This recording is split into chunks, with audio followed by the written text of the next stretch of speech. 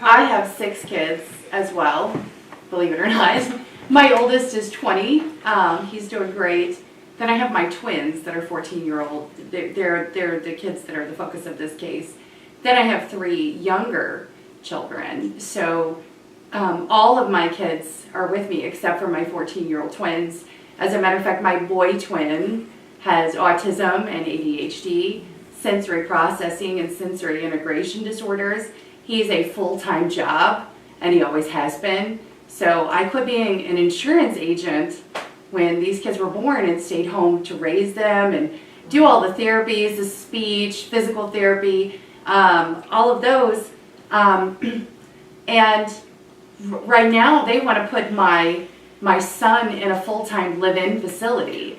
You ripped him from my home, okay? So now you can go put him in a facility? Why? I'm at home. He's my full-time job. I've gone to classes at, special school district in Clayton to learn how to parent, handle, autism spectrum disorders and, different parenting approaches, how to tap into our kids that have these. He has 156 mean IQ, and he can't make a peanut butter and jelly sandwich, okay? So you ripped him away from me, and now you want to lock him up in a facility. Because which great. Melissa, has his condition behavior worsened since he's been away from you? I have no idea because I've had no contact, no communication. When did they decide that they wanted to put him in a live-in facility? Well, this is funny that you mention it because Ann Duncan Hively is the therapist who recommended him go live, even though he's not her patient. Okay? What? Wait a minute. Ann Duncan is she a specialist in autism? No, she is not. She is not seeing him as a patient. She's only seeing the child that makes sex abuse allegations. By the way, Ann Duncan Hively is a founding member of falseallegation.org and the National Child Abuse Defense Resource Center. Okay? So you're saying she is a specialist in false allegations of abuse? Yes, she is. And she's an activist. She's an activist. Yes. She's not a specialist. Who else has other kids besides the ones? I do. Does somebody, were you deemed an unfit parent for the other kids? No, absolutely not. Absolutely not. There's never been a question of the other children being yeah.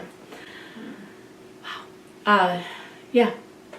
Am I the only one that was never declared unsuitable, unfit, and unable? Because no one ever told me I was unfit, unsuitable, Yeah, I was or not. unable. I was never declared that. I just had all of my parental rights taken from me. And I was told that I had to be declared unfit, unsuitable, and unable to have my children taken away. No, that's actually not true because all of us have had our children taken away. I know it's true. We don't have a piece of paper that that's says true. we're not fit. I had children's division in and out of my door, obviously, because of the sex abuse, investigation. They saw no problems coming in and out of my house. They saw no problems with my And children. still left the younger children with you. Oh, absolutely they did. Not to mention, Children's Division in Jefferson County also investigated. They had no issues with my children in my home and my care. But now DFS did want to remove your children from your ex-husband under an emergency order. What happened to that? So After she put in her... 3 days after my husband was granted the temporary restraining order without notice, Children's Division in Jefferson County, which is where Dad lives, did a courtesy, because there's an open investigation, went and removed the children on what they call a CS-33, which is a protective custody order.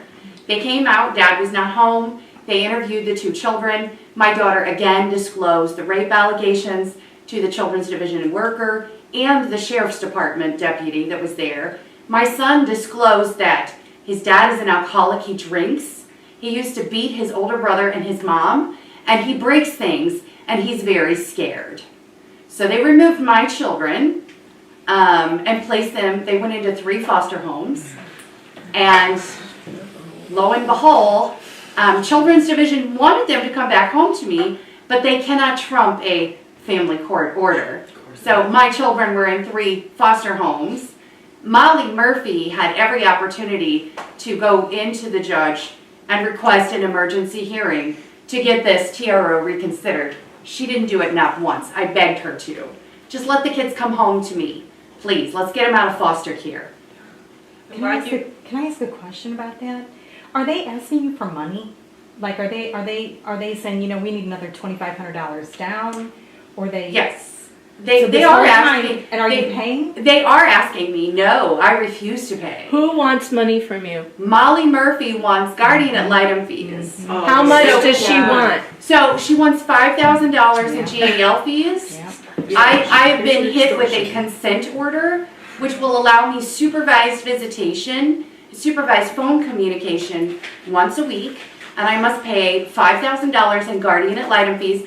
Dad, by the way, has to pay nothing. What? Okay, yeah. Why? And I refuse to sign this consent order, okay, because this changes my entire custody case.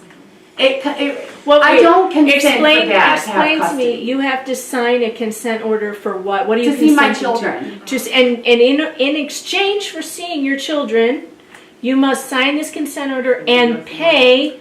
That's correct, $5,000. That in consent GAL order fees. also gives your ex the legal custody. Yes, it does. It means I am There's granting him legal custody of the children.